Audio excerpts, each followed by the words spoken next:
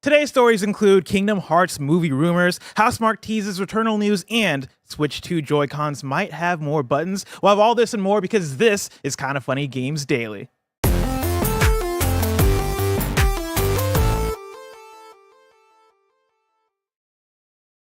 Yo, what's up? Welcome to Kinda Funny Games Daily for Monday, April 29th, 2024. I'm one of your hosts, Blessing Adeoye Jr. Joining me is LaCroix Poppy, Tim motherfucking Geddes. Oh man, bless. What an exciting day. Very Changes exciting to Kinda Funny. Some of the biggest changes we've ever made. If you don't know what I'm talking about, you should definitely check out our programming update video that should be on anywhere that you're looking at Kinda Funny content. It's on the YouTube channels, on Twitter, everywhere.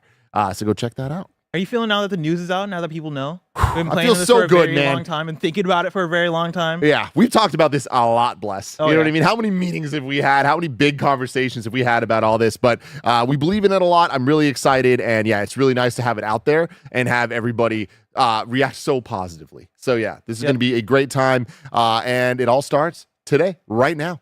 What are the big beats for the people who might not have seen the video or people who are just downloading the KFGD podcast or hearing us talk about it for the first time? Of course, KFGD continues to be every single day during the week at 10 a.m. live and then everywhere else on YouTube, podcast services, all that. But then also, right after KFGD, you got Kinda Funny GAMESCAST happening daily. Yes. At So the 11 a.m. The idea is live every day on Twitch and YouTube from 10 to 11. It's going to be Games Daily talking about the news. And then from 11 to 12, it's the Kinda Funny GAMESCAST talking about reviews, previews, predictions, discussion topics, whatever we want it to be.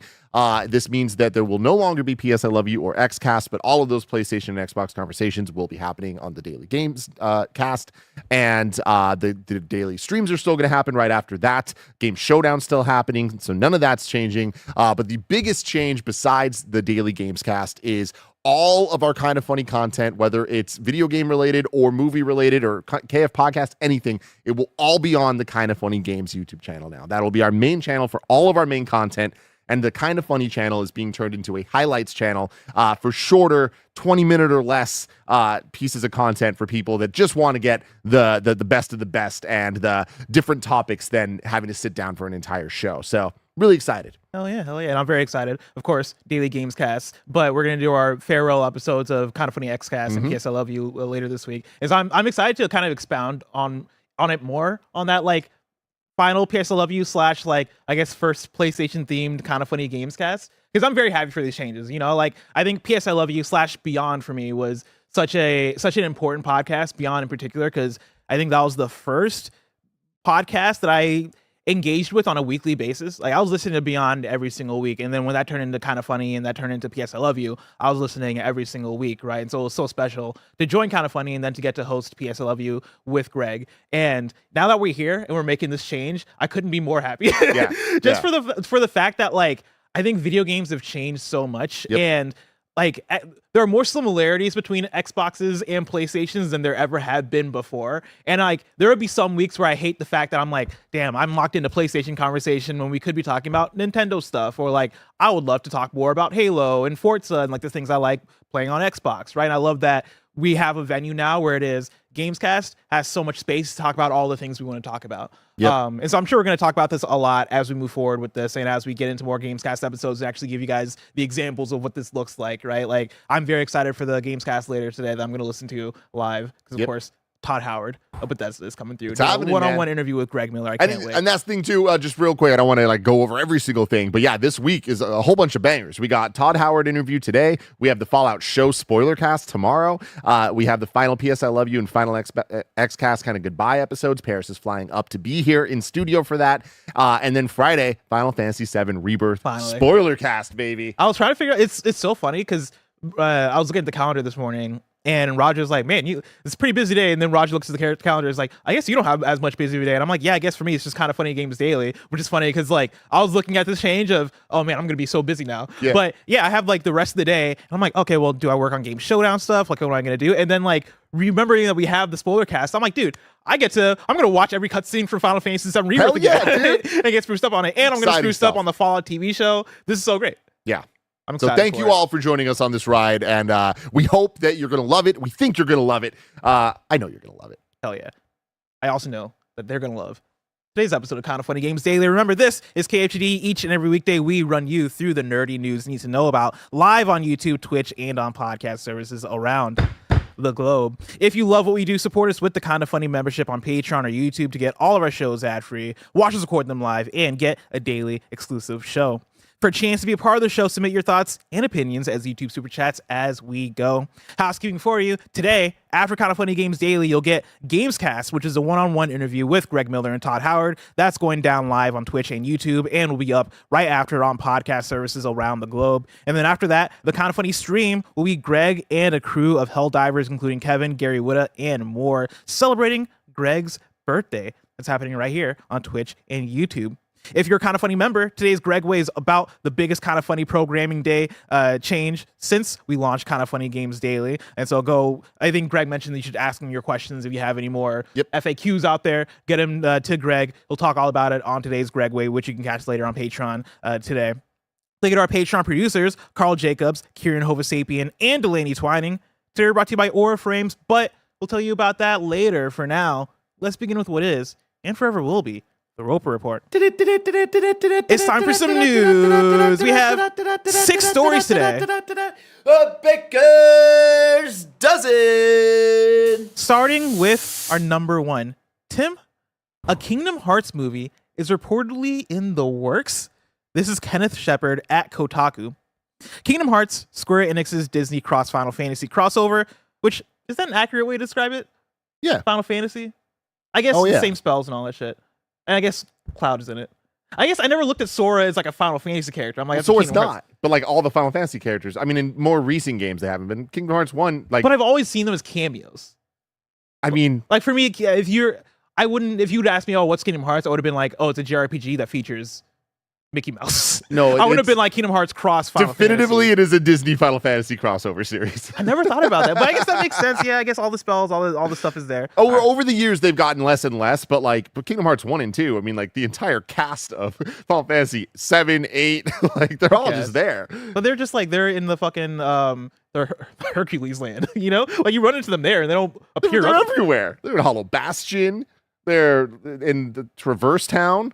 I guess so. I guess I played Kingdom Hearts before I played any Final Fantasy. So I think didn't that's realize. why I don't, I never thought about it that way. They did rename some of the characters awkwardly. Like, I don't know what's going on. I was always really pissed because Final Fantasy X was my first Final Fantasy. I absolutely love it. Riku was one of my favorite characters. Riku with 2 Ks. And the cousin of Yuna, obviously. Of course. And then there is a Riku in Kingdom Hearts, one of the main characters. Only 1 K though. And I was like, y'all are, these characters are too close to each other. In games that are coming out too close to each other to be doing this shit. Riku with 2Ks got get out of here. No, you know? no. Riku 1K, get out of here. Riku 2Ks. Oh, you were only live for YRP. 2K, Riku. Yeah. Damn. Hate to see it. The Disney Cross Final Fantasy crossover has been around so long, it's surprising we haven't gotten some kind of animated series or film before now. Things got close at one point about 20 years ago, and you can find a rough animatic of the pilot featuring the original game's voice talent. But according to rumors, something on a much bigger scale might be in the works over at Disney, an animated theatrical film. The source of this is Disney-centric outlet Diz Insider. Site founder Skylar Schuler wrote about the Kingdom Hearts movie in a mailbag post, saying sources had told the site a film adaptation of the crossover RPGs could be heading to theaters in the future. The project started as something that would be released on the Disney Plus streaming service, but the Diz Insider says more recently it has heard that the goal was to have something on the big screen. This lines up with another report from film industry insider Daniel RPK, who claimed a Kingdom Hearts adaptation was in the works at Disney on April 26th. However, according to Diz Insider, nothing has been greenlit. So this may still be another animated Kingdom Hearts project that goes nowhere. Tim, I want to know what you think. I also want to hear from the Super Chats. Would you want a Kingdom Hearts movie? Why or why not? I'm curious on what the audience thinks. But Tim, what do you think? Oh, I want this more than anything, and I want it now more than ever. We've seen so many great adaptations of games. We've been talking about this a lot, Bless. I am annoying at this point about how excited I am about this happening. Fallout, I am 2 episodes away from finishing Fallout Season 1. A game that I never played, but now a world that I am in love with, and the show is so good. Obviously, you can talk about Last of Us, you can talk about Mario, you can talk about Twisted Goddamn Metal. The list goes on and on. Roger was just telling us he finished Knuckles. The Knuckles series is all out now on Paramount Plus, and he loved it. And I just feel like we're in a great place right now, and Kingdom Hearts deserves a lot of love. I love what they're talking about here. If there originally was going to be a Disney Plus thing, but now it's like, all right, let's actually put more into this and make it a movie. If this is all real, who actually knows? But that lines up with the strategy that Disney has had in recent times with its streaming service versus more theatrical releases and all the change-ups with Bob Iger and all that, of just like how they've been looking at the Disney pipeline of content. I think Kingdom Hearts movie, a theatrical release movie, could hit so hard. There's obviously such a ravenous fan base for Kingdom Hearts, and I feel like there is such a fan base for Disney in general, and Disneyland and Disney adults, Disney everything, that if we can, in the same way I fell in love with Fallout through the show, if they can get all the Disney motherfuckers out there to fall in love with Kingdom Hearts through a movie, which they will, that's going to be huge for Kingdom Hearts as a franchise. I think we're already at the place where when I talk to so many Disney adults, they already fuck with Kingdom Hearts, right? And I think that's the perfect idea that I'm surprised on one hand we've not gotten yet. It feels like such a easy, oh yeah, we put all these Disney characters in a movie together, and like also have the magic of Kingdom Hearts, right? Like it is that weird combination of Disney magic, but then also Final Fantasy magic, right? Hey, you got like the melodramatic characters, you have like the power of friendship that's highly represented in these things, right? You mix that with the nostalgic power of Mickey Mouse and Toy Story and Finding Nemo. Maybe put Star Wars in there, maybe put Marvel in there if you wanted. There's so much you can do with a Kingdom Hearts movie in terms of activating that love and like, I guess, magic and nostalgia that Disney just has, right? Naturally, you can do that so well in a Kingdom Hearts movie. It feels like such a slam dunk. Absolutely, but there is another take on this where you just keep it simple and clean. You don't even get to all the Disney stuff. You just stick just to the Kingdom Hearts original characters and the story that they have going, and I think they could find a lot of success with that. Obviously, that's not like without the Disney characters. Yeah, just more of like the with where we're at with how expanded the world is of the Organization 13 and just like the entire crew that we have. Like I feel like there was enough Kingdom Hearts unique IP that they don't need all the Disney stuff. I know I'm sounding crazy here, but it's like I'm just saying, like in terms of being realistic about what this could actually be, I think it's going to be a much tougher sell for Disney to go all in on allowing all their worlds to be visited and all that stuff. You think so? I do, but I also think at the end of the day they'll figure it out. I just think that we just got to be realistic about not expecting them to jump to like 15 different Disney worlds. Like I think that it is going to be a bit more pick and choose. I'll be honest, if they don't do that, I don't know if I want it.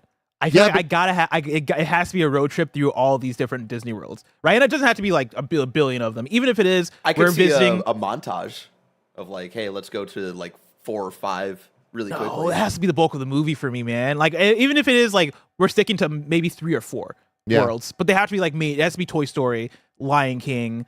Like it has to be like we have to spend substantial time there.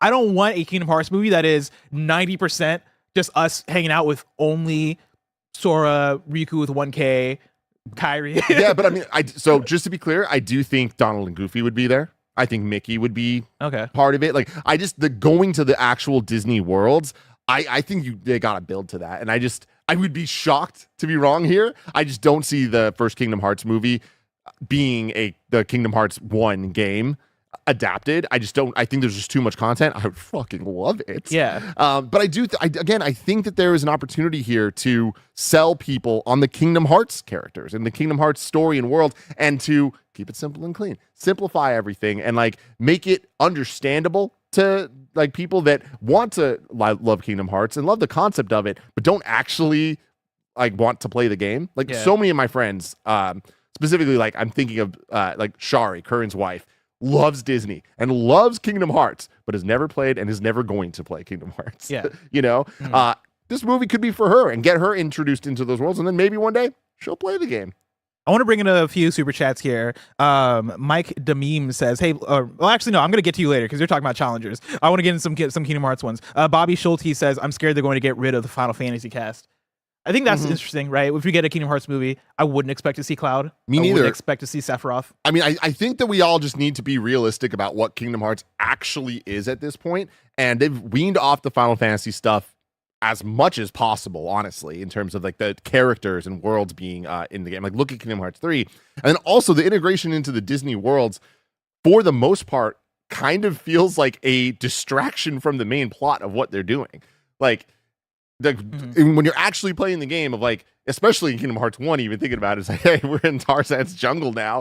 And it's okay, cool. Now back to the main plot. Yeah. But for me, that's the main draw. I mean, I get it, but you also don't play the games. I mean, I played the first one, right? Yeah. Like the first one was important to me but like that's the thing is if we're doubling down on, hey, we are focusing only on the Kingdom Hearts original characters and we're doing less of the actual Disney adventuring stuff, that for me is it was way less appealing than, hey, we're doing it all, right? Yeah. Like we're adventuring into these worlds. We are going to make Disneyland / Disney World the movie, and it is being driven by Kingdom Hearts, right? Like I think that is the connective tissue of it should be Sora and his story and the characters that we know, and like making that should be the heart of it. But I think the content of it needs to be, we're hanging out in the Lion King world for a second. We're hanging out in Alice in Wonderland. We're hanging out in these different major Disney locations that you know, because I think that's going to be what gets people through the door. I think when you watch the trailer and you see this anime character with big boots hanging out with Goofy, and you're like, what is this? And you see Lion King, you see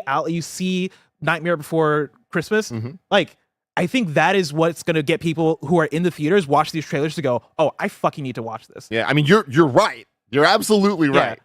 I'm just preparing everybody for what this is probably going to end up being. Oh, God, I hope not. Dear Sixlet says, Tim, Kingdom Hearts movie with Advent Children level fights. Think about it. I mean, I know. That's the thing. It's like, I think that we're underselling the value of what Kingdom Hearts actually already has without all of the Disney stuff. And the Disney stuff is additive, and the more that they can do, the better. But I also feel like being realistic about what this animated movie could be, we're going to talk, 2 hours maximum? There's just not that much time to introduce all these ideas and go on a freaking Disney World globe-trotting adventure. Universe trotting. But even if it is just 4 universes, like we don't got to visit every single Disney, because I understand that, yeah, like you in a 15-hour video game versus a 2-hour movie, you don't have as much time to explore as many worlds as you visit in a Kingdom Hearts 1. But like, give me like 3 or 4. But so here's the other problem with this, and I don't want to go too long on this conversation here, but the thing about Kingdom Hearts going to the Disney worlds, and this is true of Kingdom Hearts 3, the most recent game, and it's baffling to me. The Disney worlds, for the most part, are absolute garbage. We just got to call it what it is. But it's garbage on a gameplay level. No, on a story level. You're going through a bastardized version of the movie's plot, and that's it. Sora's dealing with all this real shit. But if you're not doing that, then what's Kingdom Hearts? I'm just going to sit here and listen to them talk about Organization 13 and the Nobodies and all. They rearranged the letters in Sora, so now it says Roxas. They added an X to it. I'm like, I don't give a fuck. But I don't want to watch a Disney screen adaptation of that. But do you want to watch a bad version of Lion King? I want to see. They put it out in 2019. And here's the thing, right? I think both of what we're pitching might not be necessarily make for the best film, but I don't think you're making a Kingdom Hearts movie to be a Oscar nominee. I think you're making it a Kingdom Hearts movie to go, let's hit you with all the nostalgia possible. I think a Kingdom Hearts movie needs to be exactly what a Deadpool and Wolverine is going to be, which is we're going to go multiverse hopping. We're hanging out with all these different, remember this person? Oh, remember this person from X-Men? Oh, here's fucking Xavier. I think a Kingdom Hearts movie needs to be, hey, do you remember the car from Cars? Do you remember Woody and Buzz? They're cool, right? Hey, do you like that is what a Kingdom Hearts movie needs to be. But that's not What's the car from Cars name, Bless? Lightning McQueen. God. Come on, man. Come on, man. I didn't watch Cars. I know that. Sorry, what was that you're saying?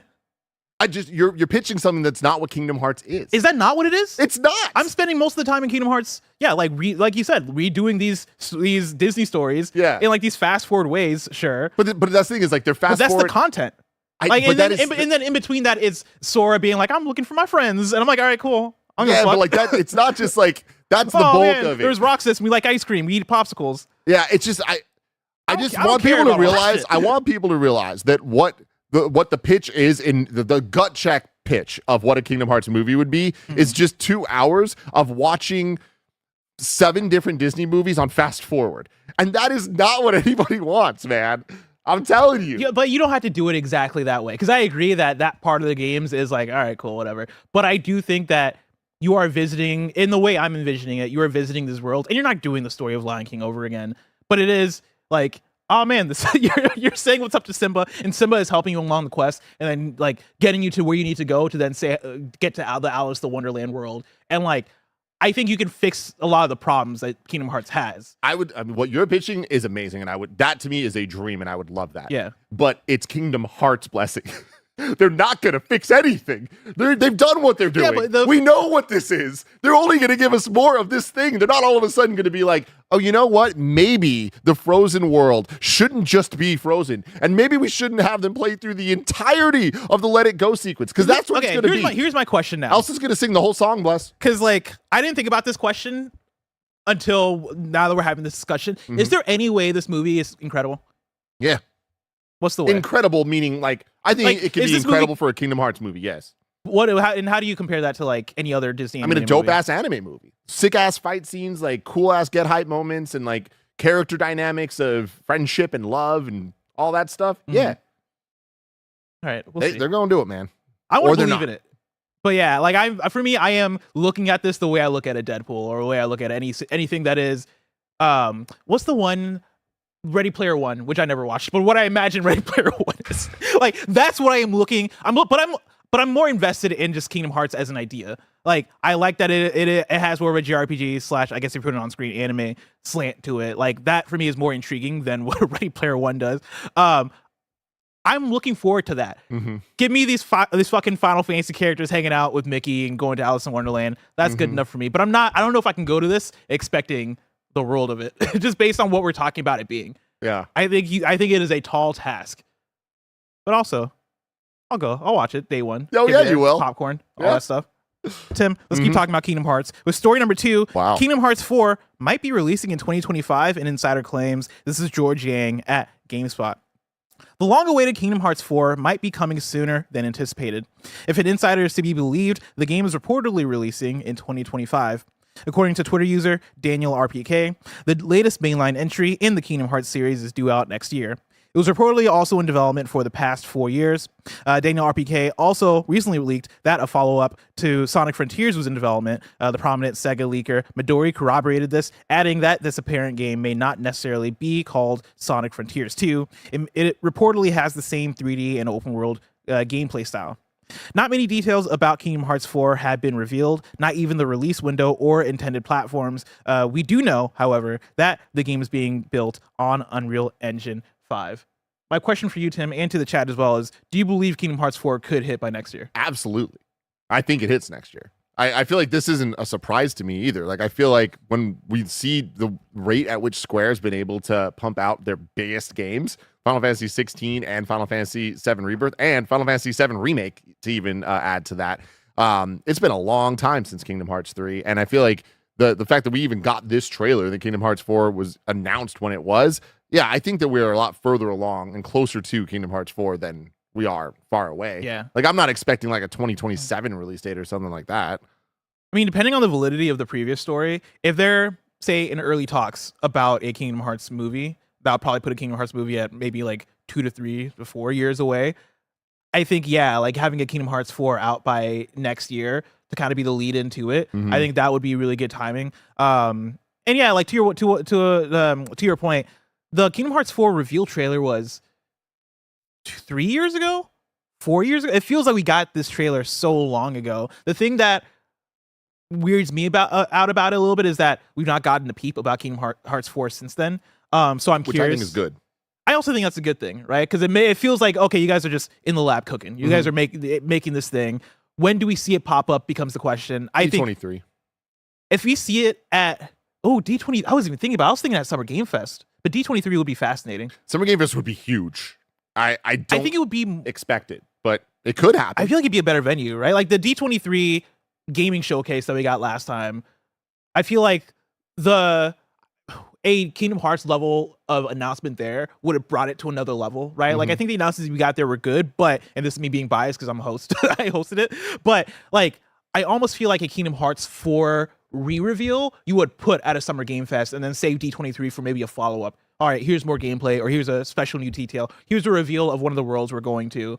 I feel like that's a D23 level thing, whereas a Kingdom Hearts 4, we're putting it back on the map. All right, we're beginning that marketing rollout. That to me is Summer Game Fest or some kind of big event, maybe even Game Awards this year. I mean, I think Disney sees D23 as bigger than Summer Game Fest, and I could totally imagine if the timing works out that they want to have that to themselves.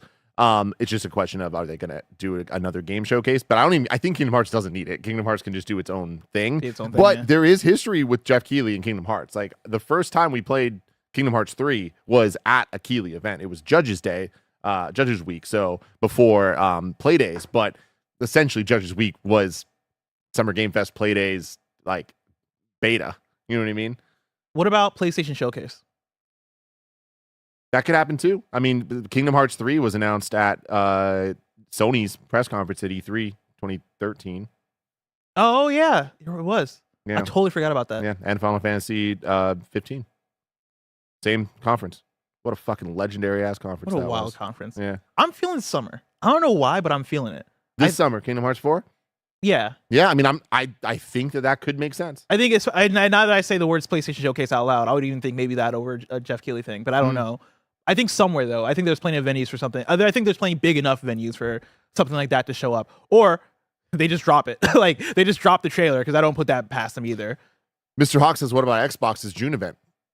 I mean, at this I think that's a point, valid place too. Absolutely. Yeah, I would not be surprised. I think Xbox has too much going on that Kingdom Hearts is the type of thing that overshadows. Yeah. You know what I mean? Like the moment that you utter those words, the chat gets feral. So you got to be careful. There's very few games that have that level of, I don't like, it's a good toxicity for the most part, but it's toxic. But Elden Ring, Kingdom Hearts, and Hollow Knight, I think are like 3 games that have a unique aura to them. Yeah. It's like Kendrick Lamar, you know? Yeah. It's the like big 3. the big 3. That is the big 3 of highly anticipated video games. It's like you just have a scary aura to you. Nobody wants to diss you. Let's move on to story number 3. Housemarque teases something for Returnal's 3-year anniversary this week. I'm pulling from George Yang at GameSpot. Returnal developer Housemarque has teased something for the game's 3rd-year anniversary, which is April 30th. On Twitter, Housemarque posted a cryptic picture of what looks to be the main protagonist, Celine, and her eyes, reflected on a piece of shattered glass. The picture also says tomorrow, which references the game was first released in 2021, or the date the game was first released in 2021. It's unclear what might be coming. Returnal has already gotten a Steam port, as well as the Ascension DLC. Of course, there's always a possibility that it's simply just additional DLC. Tim, do you have any thoughts on what this could be? I don't. I think it's cool. I mean, anniversaries we've seen in the past can be absolutely nothing, and what seems to be a tease could end up just being, hey, we're just being cheeky and like celebrating the fact that it's the anniversary. But in recent times, I feel like there has been a shift that things have happened for game anniversaries. So, do you have any thoughts on this? When I saw this morning, I didn't put it immediately together. This is Returnal. The font where it says tomorrow is very Returnal, and the eyes look like they could be Celine's eyes. And so like I had that thought of, all right, like is it Returnal 2? Like is this a new game that they're announcing? But Bless, please. Returnal. Sorry. Returnal. But one, they mentioned that they're working on a new IP, right? And so I don't think Returnal 2 is in the books right now. And then also, if you're announcing a new game as Housemarque, I would think you wouldn't just drop it. Like you wouldn't just announce it on Twitter. You would save it for a state of play, a PlayStation showcase, or some kind of event. And so I'm taking that off the table, saying this is Returnal because you look at the font, you look at the eyes, and you're like, this seems like it's very much a Returnal thing. What could they? It could be more DLC, but Ascension was already dropped, and I don't know what more you do. The eyes maybe could be indicative of VR. So that's the thing. Yeah, people are saying that on the image it says VR. I'm not seeing that anywhere.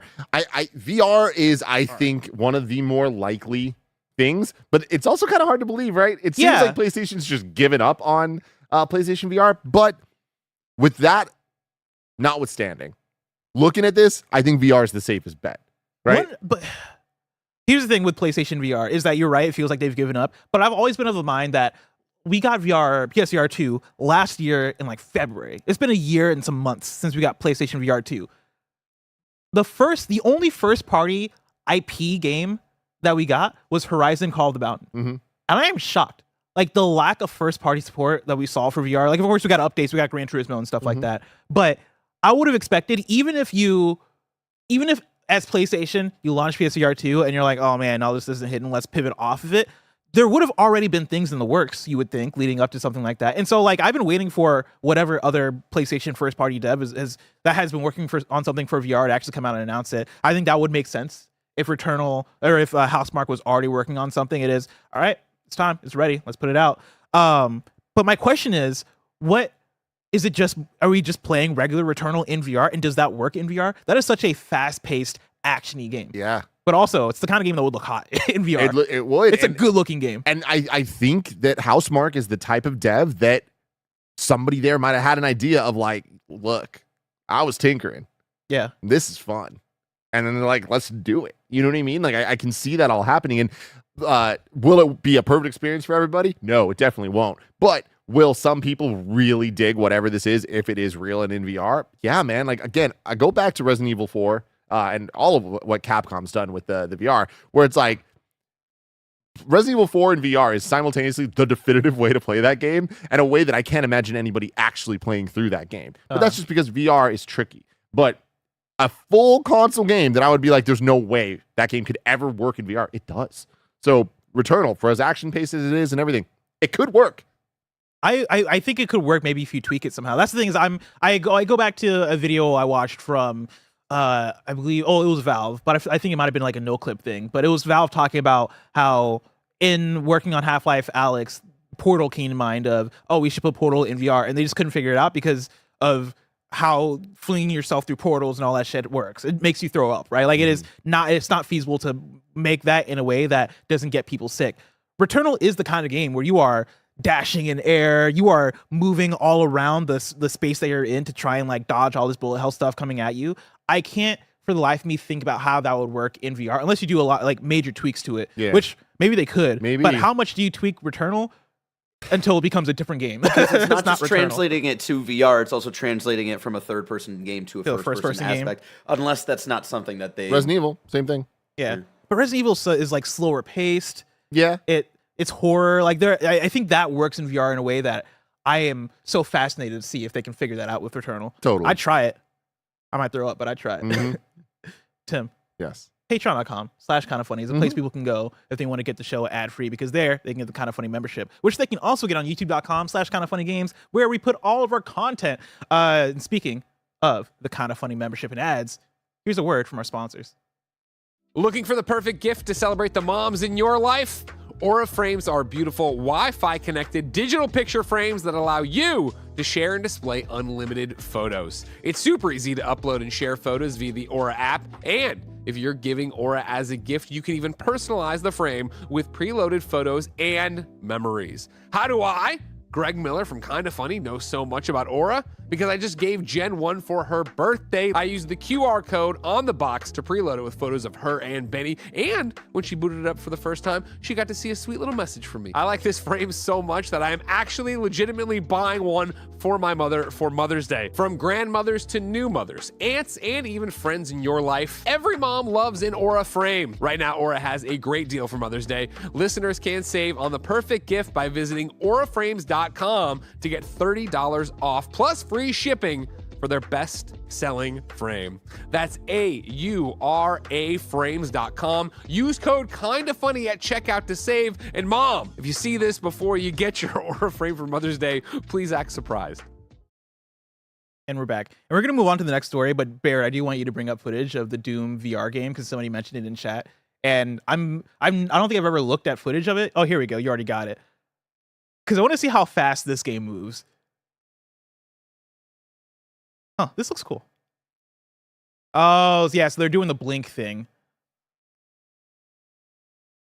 You know what, man? Maybe keep the Returnal VR game. I don't want to be blinking around. You don't want to be blinking. Keep that shit. You know what I mean? No, I'm curious to see what they do with it. That's so funny. Let's move on to story number 4. Peripheral firm claims that Switch 2 Joy-Cons use electromagnetic suction and that it has extra buttons.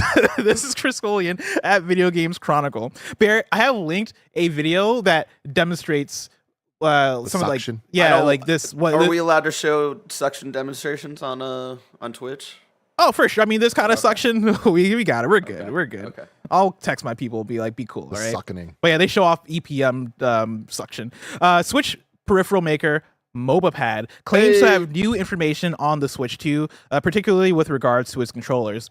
The Chinese company, which specializes in making Switch controllers, claims to have acquired a lot of first-hand information about the Switch 2 as it makes preparations to start creating third-party controllers for Nintendo's next system. According to a new post on MobaPad's blog, the Joy-Cons on the new system will be larger than those on the current Switch and will use magnetic suction instead of the existing sliding rail technology. This follows similar claims from Spanish games website Vandal last week, claiming that the controllers would attach to the console magnetically, though not providing information on how this would work. However, MobilePad says it will be achieved using electromagnetic suction technology controlled by electric current. This may refer to electropermanent magnet technology, which is a form of suction in which an extremely powerful magnet is controlled with a single electrical pulse, which is what's being demonstrated in the video that Barrett's currently showing. That thing is sucking incredibly hard. Yeah, which is what I was wondering on the last KFGD when me and Greg talked about this was, I feel like when you talk about magnets, like it's hard for me to imagine that just not disconnecting, right? Like what kind of magnet technology are we talking about here? And this video explains it perfectly well, where one is fucking powerful, but then also you click one button and it locks into place and you cannot break that shit off. And so it sounds really cool. A single pulse can turn the magnet on, creating a very strong latch, and another pulse can then turn it off, releasing the grip. MobilePad's report also claims that existing Joy-Cons will still be able to connect to the Switch 2 wirelessly, suggesting that even if they can't be attached to the device, they can still connect as extra controllers in multiplayer games, for example. It also says the Joy-Cons will have extra buttons joining the L, R, and ZL and ZR buttons. Will be a third pair of buttons, while the right Joy-Con will feature an extra function button below the home button. Finally, it suggests the Switch 2 will be backwards compatible with physical and digital Switch games, that the new handheld will support 1080p resolution, and that the new dock will support 4K resolution. I'm loving everything I'm hearing here. First off, I want to shout out MobilePad. They are the company that makes the MobilePad HD6, which is the end of the Tim Geddes journey of trying to find the greatest Pro Joy-Cons that exist. Hell yeah. And it's MobilePad. They're the ones that did it. So shout out to them. I'm really interested in this. I'm kind of obsessed with magnets for somebody that's a fucking moron and doesn't really understand how they work or what's going on with them. And I'm still a little confused about how growing up, everyone's just like, yo, you can't put magnets near your credit card or else you're going to be super fucked. And I had the same thing. I'm like, so you're going to put my Switch between two magnets? But I mean, my wallet my Switch? With my credit cards in it is a magnet. And it attaches to my phone, and there's just no problem. Cool. You know, I believe in magnets in a way that I never have in recent years, where just everything's magnetic, and it just doesn't get in the way of things, doesn't interfere. This stuff sounds like some next level shit, which I'm excited about. Can you bring up the video and like go to like the 1 minute mark and play with sound? Because I think that's where he gets to the point where he like clicks the button, and you can hear the latch. I hate the Joy-Cons, how they slide in and they click perfectly, but then they always just feel a little wiggly. This potentially could super solve that. The talk of third buttons on the shoulders does not sound great, but I don't think that's what it is. I think it is just having the back paddle buttons. Which it goes back to a conversation me and Greg were having. We were talking about a Pro controller specifically, if they're going to do a new Pro controller or not, and what features a new Pro controller could even have. And one of the things I mentioned was paddles. And Greg's like, that's too hardcore. If the idea is for Switch 2, hey, no, we're just making paddles anyway, just as another feature of the Switch, because I think more and more that's becoming a regular thing. We've gotten way more control. We've gotten Elite controllers. The PlayStation Edge has paddles now. Like the Steam Deck naturally comes with paddles. I think it's starting to make more sense to just put it in there. Me too. And MobilePad themselves, like one of the reasons I love the controllers, they are amazing back paddles. So this is all exciting news to me. I was watching Andres Restart break this down over the weekend. And there was a big conversation about the theory that this might change the name of the Switch. And like they were talking about it potentially being called the Switch Attach. And please don't do that. Oh, just please don't do that. The conversation I was having with Greg was, do we still get is it still that? Because that came from sliding it on. And I think with watching the video, I was like, oh no, there's a snap position. There's no magnetic field. It's not gripping the target at all. You know, now he's about to turn it on. I can turn it on. Now, nothing has happened yet. I haven't actually activated the EPMs, but when I press this button, boom, the EPMs right there. trigger.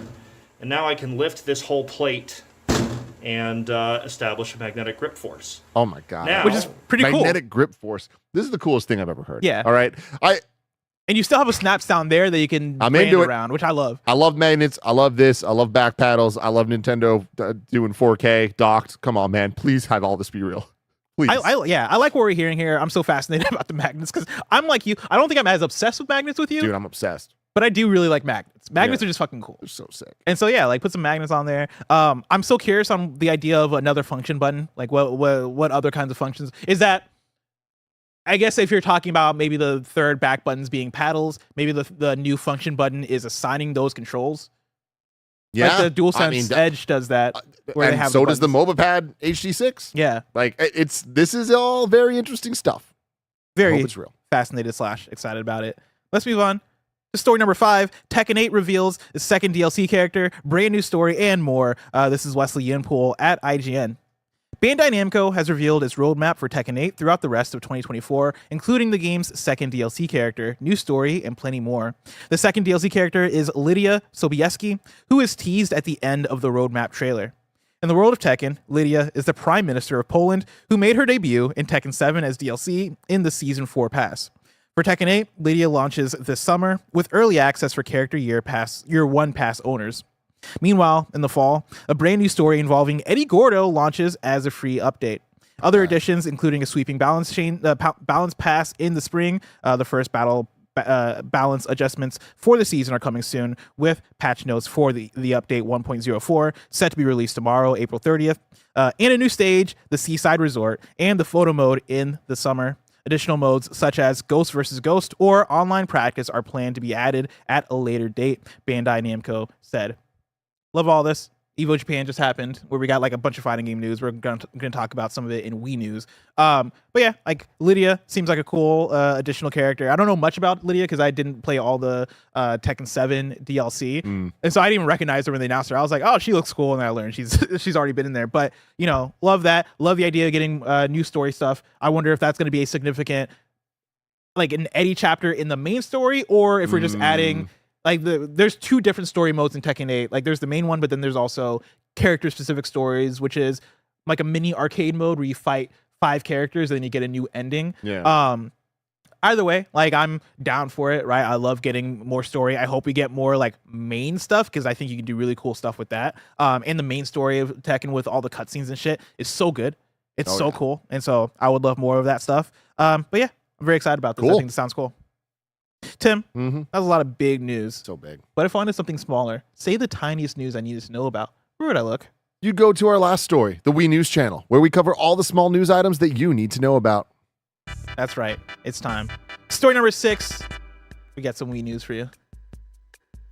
This first one comes from IGN. Manor Lords sells over 1 million in a day and hits the highest ever Steam player concurrence for a city builder. Manor Lords launched on April 26th in early access form and soon rose through the player concurrent ranks on Valve's platform. It hit a peak Steam current player count of 173,178 players.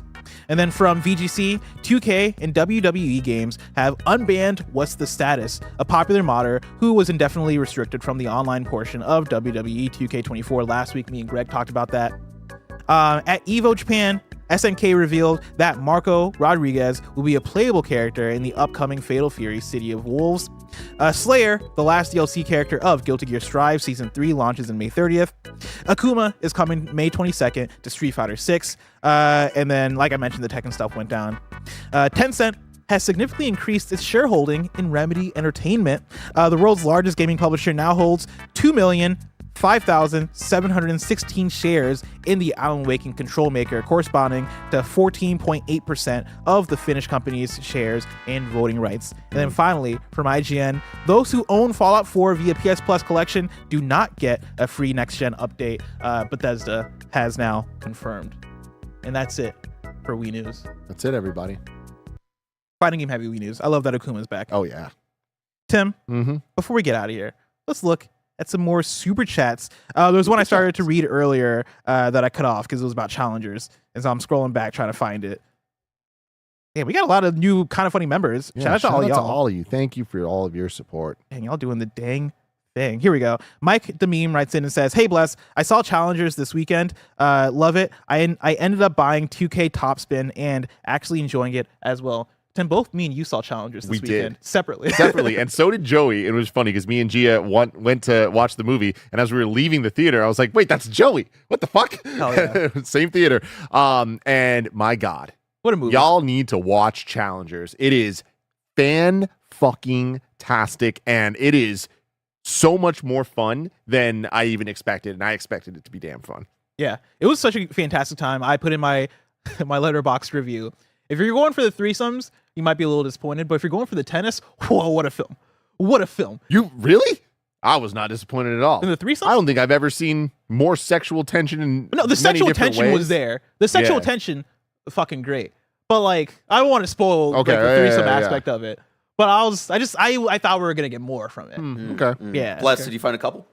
No. I did go alone, but though.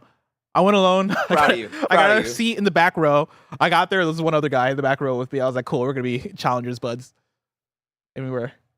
It was great. It was fantastic. But yeah, great film, great movie. Y'all should go out and see it. Let's see here.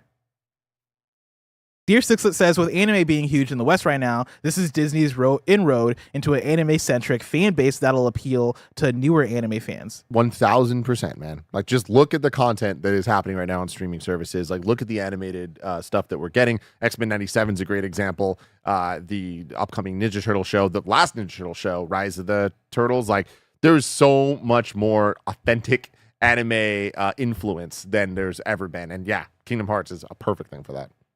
CJ Splits On says the Chip and Dale movie just said multiverse Disney. It did. You still need to watch that, Bless. Oh, it's so good. Do I though? You do. You so actually do. Because like, how much of that is gonna be repeated in this Kingdom Hearts movie? Kingdom Hearts movie is gonna be Chip and Dale for anime nerds. No, it's not. Which is me. Like I'm gonna be there day one. But also, y'all want to follow up on the Returnal story? Mm-hmm. Yeah. Dark Horse Comics also tweeted out, retweeted that, and said tomorrow as well. So it seems to be comic book related. Comic book. All right. Fair. DJ Kento says magnets are safe around modern tech. Blessing. We don't really use magnetic tape or discs for information storage age anymore. Yeah. Glad to Still hear we weird. figured that out. And then DJ Kento says, any chance for HDR on a new Nintendo console, Dolby Vision or Atmos? They do have modern streaming services that use them. I expect it. How would that? So with HDR on Nintendo Switch too, like, am I getting HDR on my portable screen? Or like, would it be for the TV? Perhaps. I think that the TV for sure, but we're not for sure, but I expect it. Yeah. Is HDR possible on a portable? Like, or would it be? Would it make sense for a portable screen? Yes. Yeah. Okay. Absolutely. Steam Deck, baby. So yeah, if we have that and the OLED, I could see those colors popping. Well, that's my problem. I don't think it's going to be OLED. All the reports are it's not, which fuck. Yeah, that's a good call. That's good. But you'll get it eventually. I know. You'll just have to wait like 3 years. Yeah, it just sucks. I just want it now. Oh man. Well, that's it for Super Chats. Of course, we got kindafunny.com/youarewrong, where you write in and let us know what we got wrong as we got it wrong, so we can correct it for those watching later on YouTube and listening later on podcast services around the globe. Gary the Third says a Fallout update is available for all players. I'm gonna click in the link to see which update you're talking about specifically. This comes from Wario64. People are saying you can get the free next gen upgrade from the PS Plus collection now, not just for PS Plus. So against what? So Bethesda confirmed is now being deconfirmed. Is that what's happening? And this is from, when is this from? Oh yeah, this is during the show. This is from 10:23 a.m. from Mario 64. So I wonder if they were trying to have like the automatic update from the PS4 version work for people who got it through PlayStation Plus, but they couldn't get that to work. So you can just get the different SKU from the Wario 64 took the statement back. Says Pandora. Oh, so okay. I'm so confused. We're back to where we started. But like PS Plus does not get the update. But Wario 64 in this post I'm looking at says he deleted his post. His earlier post. I think this post that we're talking about might be the latest thing. Oh shit, okay. Well, everybody. Yo, if you have, let's have Greg if you have Todd. PS Plus collection, go see if you can play Fallout 4 on PS5. Yeah. Like, go check. Just go check and see. Figure it out yourself. I got nothing for you. I'm sorry. And that's it for kindafunny.com/you're wrong. Tim, this has been a fantastic first KFGD of the new era of Kinda Funny. It's about to roll in to the new era, Kinda Funny, continued with GAMESCAST live. Todd Howard, Greg Miller. Look forward to it. Greg needs to ask about New Vegas. I hope he does. Hope he does too. Of course, this has been Kinda Funny Games Daily. Each and every weekday, we run you through the nerdy news you need to know about live on YouTube, Twitch, and on podcast services around the globe. If you love what we do, support us with the Kinda Funny membership on Patreon or YouTube to get all of our shows ad-free, watch us record them live, and get a daily exclusive show. Enjoy the GamesCast next and the stream after. But until next time, game daily.